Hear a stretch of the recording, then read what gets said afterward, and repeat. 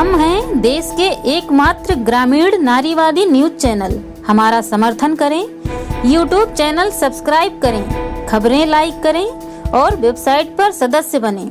को आज सार्वजनिक शिक्षा केंद्र में ऐसी वर्ग की लड़कियों को किताबें दी गई हैं जो दलित आदिवासी जन्म की लड़कियां हैं। इनको आगे पढ़ाई का मौका नहीं मिलता था और इनके माँ बाप आगे पढ़ाना नहीं चाहते थे। क्यों वजह से नहीं पढ़ाना चाहते थे? क्योंकि इनके परिवार की आर्थिक स्थिति बहुत कमज़ोर है, इस वजह से नहीं पढ़ाना चाहते थे। आज सार्वजनिक शिक्षा केंद्र ने यहाँ पर जो किताबें बांटी हैं तो जिससे लड़कियों का सहयोग हुआ है और पढ़ने में लड़कियां आगे आई हैं और उनकी किताबें बांटी जा रही हैं। तो आज लड़कियां किताबें मिलने से बहुत अच्छा महसूस कर रही हैं। किस संस्था की तहत से मिली आपको? सार्वजनिक शिक्षा केंद्र के तहत। किताबें मिलने से किस तरह से महसूस कर रही हैं? खुशी की। पहले किस तरह की दिक्कतें होती थी आप? पापा जी मजदूर थे, पैसे भी नहीं थे, इसलिए क्या बोलना पड़ता था आपको पापा जी से? पापा बोलते हैं बेटा पैसे नहीं है अभी मेरे पास। पहले जब किताबें नहीं ले पाते थे तो आपकी पढ़ाई पर किस तरह का प्रभाव पड़ता था? हम एक दूसरे से लेकर। और किताबें मिलने से मुझे अच्छा लग रहा है, क्योंकि जब किताबें नहीं होती तो पढ़ाई में बहुत सारी परेशानियां आती थी, लेकिन अब किताबें मिल रही हैं तो पढ़ाई में सुविधा हो रही है। इससे पहले आप लोग कैसे लेते थे किताबें? इससे पहले हम लोग बाजार से खरीदते थे किताबें। तो किस तरह से महसूस कर पाते? क्या दिक्कतें होती थी?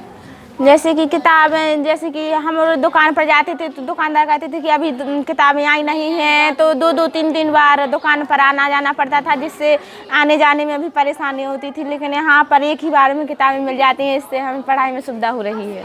ये सार्वजनिक शिक्षा केंद्र एक संस्था है, उसी के तहत किशोरियों को किताबें वितरण हो रही है। कितने से कितने तक की कक्षा की किताबें? कक्षा 9 से कक्षा BA तक की किताबें, फाइनल BA तक की किताबें यहाँ पे वितरण हो रही हैं।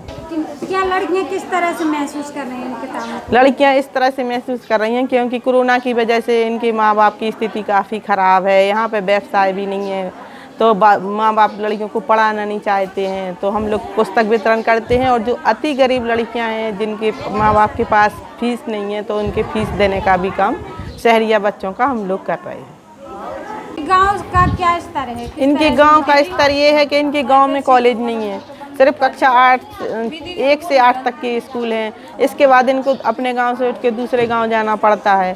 तो ये लड़कियां काफ़ी संघर्ष के बाद टैक्सी में, बस में आती जाती हैं और फिर वहां पर जाके अपना नाम लिखवाती हैं और रोज़ाना भी आने पड़ता है। तो इनके लिए काफ़ी दिक्कतों का सामना भी करना पड़ता है। ये 3 ब्लॉक में मेहरौनी, मड़ावरा और बिरधा की लड़कियाँ हैं और इसमें गाँव कम से कम होंगे तो 60-70 गाँव हैं जहाँ से लड़कियाँ आती हैं। दीदी, किस उद्देश्य से किताबें बांटी गई हैं? किताबें हम लोग महिलाओं और किशोरियों के साथ काम करते हैं, जैसे दलित और शहरिया महिलाओं किशोरियों के साथ। तो जैसे 2 साल से लॉकडाउन है तो बहुत सारे जो अभिभावक हैं लड़कियों को किताबें नहीं लिवा पा रहे हैं और फीस भी नहीं जमा कर पा रहे हैं, तो केवल किताब वितरण नहीं कर रहे हैं। हम जो शहरिया समुदाय की लड़कियां हैं जिनके अभिभावक माने फीस नहीं जमा कर पा रहे हैं, लड़कियों को पढ़ाना नहीं चाह रहे हैं, तो उनका भी मोबिलाइजेशन कर रहे हैं और जाके उनकी फ़ीस जमा करके एडमिशन करवा रहे हैं स्कूलों में। और जो कमज़ोर वर्ग के लोग हैं लड़कियों को नहीं पढ़ा रहे हैं, उनके लिए फिर हम किताबें दे के थोड़ा सा माने सहयोग कर रहे हैं। और ये तो है ये कि माने ज़्यादातर लोग अपने लड़कों को पढ़ाना चाहते हैं, लड़कियों को नहीं पढ़ाना चाहते हैं।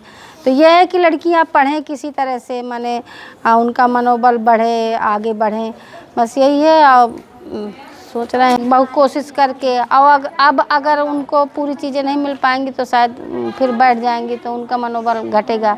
तो टीचरों से भी बात कर रहे हैं फ़ीस वगैरह के लिए कि फ़ीस कम लें और इस तरह से। पहले उनकी पढ़ाई पर किस तरह का प्रभाव पड़ता था? शुरू में अगर देखें तो पहले तो माँ बाप लड़कियों को पढ़ाना ही नहीं चाहते थे, पर अब माने लोग जागरूक हुए हैं, लड़कियों को पढ़ाना शुरू किए हैं और लड़कियां अब अच्छा पढ़ रही हैं। शायद हमारे हिसाब से अगर देखें तो लड़कों से ज़्यादा आगे निकल के आई हैं, खासकर दलित लड़कियां बहुत ज़्यादा आगे अब निकल के आ रही हैं, पढ़ रही हैं, मेहनत भी कर रही हैं। भले ही माने पूरी सुविधाएं नहीं हैं जैसे, पर तब भी संघर्ष करके आगे निकल रही हैं। तक? अभी तक तो वैसे ललितपुर ज़िले में इस तरह से किताब वितरण का काम नहीं हुआ है। सहजनी शिक्षा केंद्र 2020 से लड़कियों को किताबें वितरण कर रही है और फीस भी, जिन लड़कियों के पास फीस देने के लिए पैसे नहीं है, माँ बाप बहुत गरीब हैं और पढ़ा नहीं रहे हैं, तो फीस देने का काम भी सहजनी शिक्षा केंद्र करती है। खबर लहरिया, आपकी खबर आपकी भाषा।